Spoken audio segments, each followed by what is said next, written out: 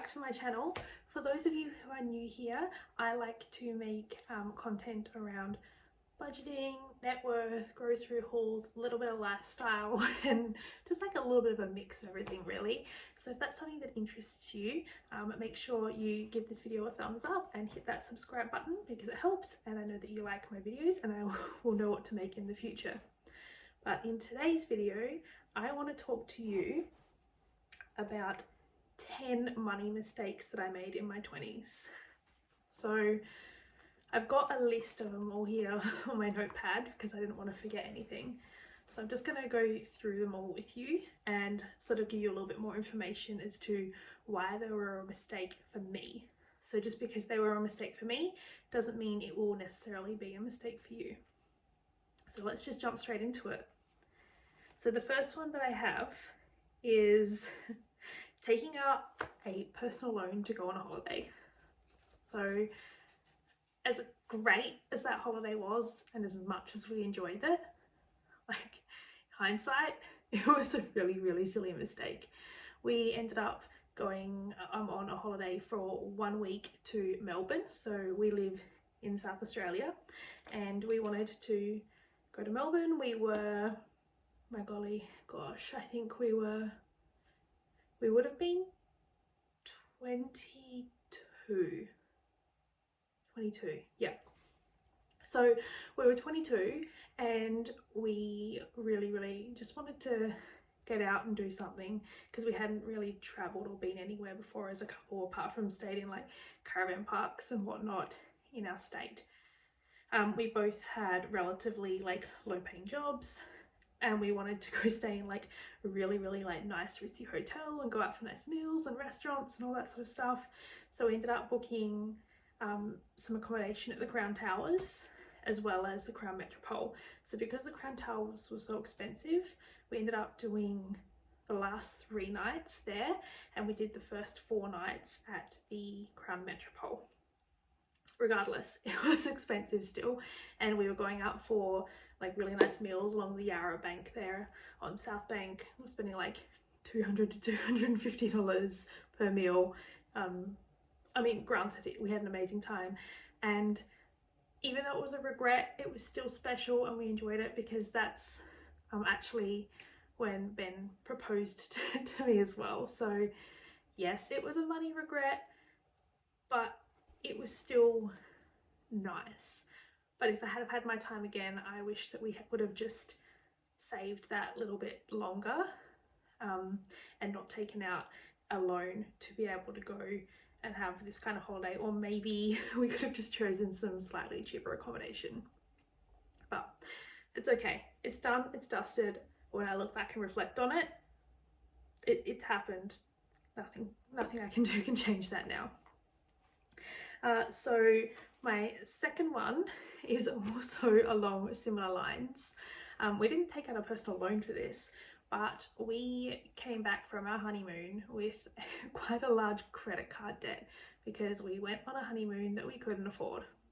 So engaged at 22 and married at 24. We had a pretty big fancy wedding, and then we went on a holiday to Europe for 3 weeks. Now, we at that point in time still didn't have amazing incomes, and we still chose to go on this epic European honeymoon where we visited the UK, France, Switzerland and Italy. And yeah, we ended up using the credit card a bit more than what we'd anticipated for silly things like upgrading to a first-class train ticket. Don't know why that was a smart idea, but I think we were still in that, you know, that honeymoon bliss and thought that it was going to be a good idea. And while I'm happy that we had that experience and did it, I just wish that we were slightly more careful with our spending. I mean, there are little things that we did, like when we were in Maranello in Italy, we were fortunate enough to pay to have a Ferrari like for an hour, and Ben actually got to drive a Ferrari in Italy, and I like crammed myself in the back seat. But like that was a great experience. But did we really need to upgrade to that first class train ticket? Probably not. There were just a few bits and pieces like that. Like we really wanted to see the Moulin Rouge, which we did, but we ended up paying for more expensive tickets than probably what we actually needed. It was just things like that. So I'm not necessarily saying we wouldn't have gone to Europe on that honeymoon, but there are ways that we could have done it on a bit more of a budget and not come back with that overwhelming feeling of, oh, well, that was fun. Now we've got to pay off this credit card debt. Because paying off credit card debt is not fun. Number 3 on my list is using interest-free store cards to purchase too many things at once. So I'm not saying don't use interest-free store cards. I mean, obviously if you can avoid it, do so, but there are certain circumstances where they can be beneficial, because these store cards can be great for things like when you've maybe first moved out of home and you need to get some like a new lounge suite or a dining table or a fridge or toaster, kettle, you know, like all these kind of things that are worth a bit of money. You need them in your house, but you don't necessarily have the funds there straight away. And a lot of places have things like 60 months interest free. So we did this, exactly this, when we built our first home and we purchased things for our house. But we went a little bit overboard with it and ended up getting stuff that we didn't actually need. And then we would have multiple open things all at once on this card. So we just say we purchased a lounge that was 60 months interest free and it was going to work out to be like $60 a month. Cool, that sounds affordable, right? But fast forward to a few months down the track and then we add on a few other bits and pieces that are interest free, and then they all add up together. So you might have one payment that's $60, another payment that's $120 because that one was only a 24-month interest period, and then there might be another payment that was $80 and then another payment that was only $20, and then we needed a new TV, so that one was maybe $30 a month. All of these little costs add up and we ended up with a monthly bill on our card of $480 every month that we had to pay on this interest-free card. So yes, it was interest-free, but oh my golly gosh, it added up fast and it was a huge chunk out of our everyday money. Sorry about that, guys, if you heard that. My neighbour just started whippersnippering, so I had to stop and then start filming again. But if you hear anything, that's what it is. Anyway, number 4 on my list was not having emergency savings. So literally up until like the last 12 months, we have never really had emergency savings set aside purely for that reason. We'd always been able to save money, but it was always for a purpose. Like we wanted to go on a holiday, or we wanted to buy a new computer, or you know, something like that.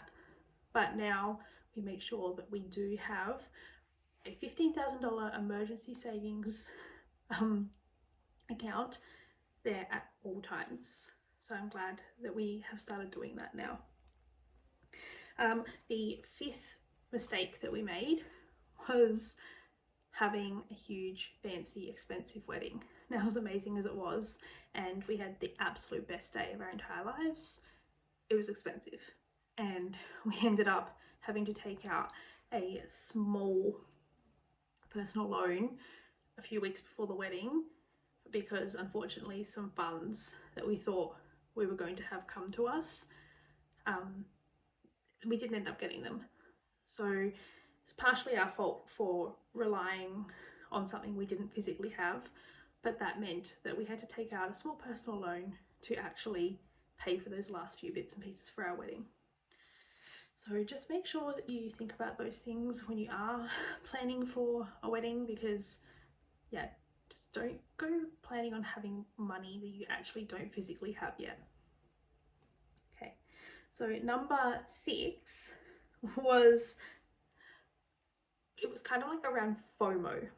So I always had friends that would be going to concerts, going to shows, going to town on the weekends, going away on holidays, buying this, buying that, and I started feeling like I had to keep up with them, even though at the time I didn't really necessarily have the money to keep up with them, but I didn't want to admit that to them either due to like pride.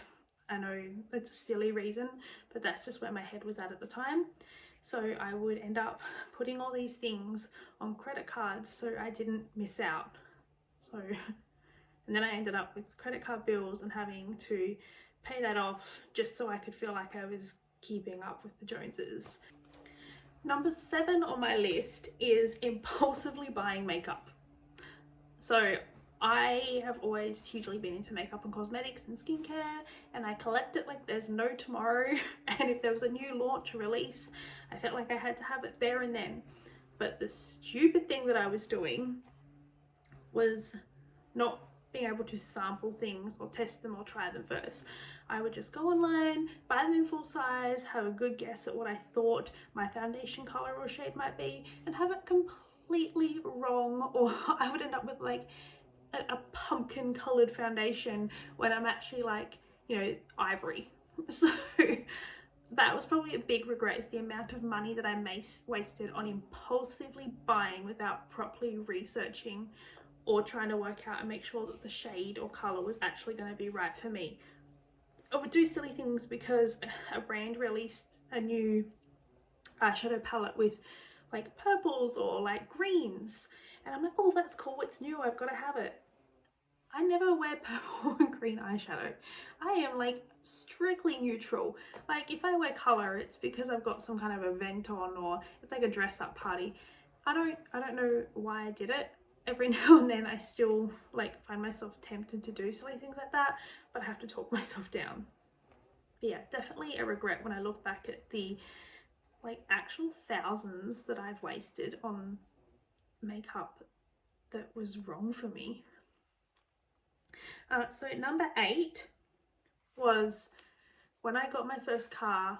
I was so excited about it that I didn't want to wait until the bank opened on a Monday, that I just ended up doing finance through the car yard. Now, these days it's much better than it used to be, but at the time, the car yard that I financed through, my interest rate for 7 years was 13.8%. Now that is like huge. Granted, I bought my first car back in 2010 and it was brand new from a dealership, but holy moly, like what a stupid interest rate. I'd never had a credit card before, I'd never had a loan, I'd never had anything like that. I was 19 years old with a $23,000 car loan at almost 13% interest. Absolutely ridiculous. Like I look back at past me and I'm like, you stupid girl, you completely let your excitement get in the way and you didn't do your research. You know what, when I went looking at the car that day, I didn't even plan on buying it, it just happened.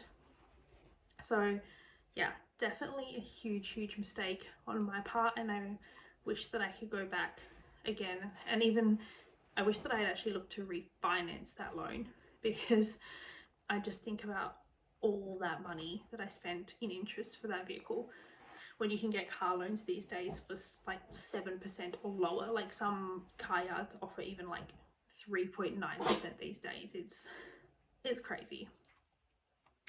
The 9th mistake that we made was, well, not we, me, just kind of like the makeup thing, blowing money on clothes and shoes. If I knew that I was going out or had a dinner, I would go out and buy a new dress or a new top or something because I felt like I had to have something new to wear to that event. Or I would buy stupidly high, like 6-inch stiletto heels to wear. That, like, let's face it, in reality, when was I gonna wear those shoes? At that point in my life, I work on a production line and spend a huge portion of my time in steel cap boots.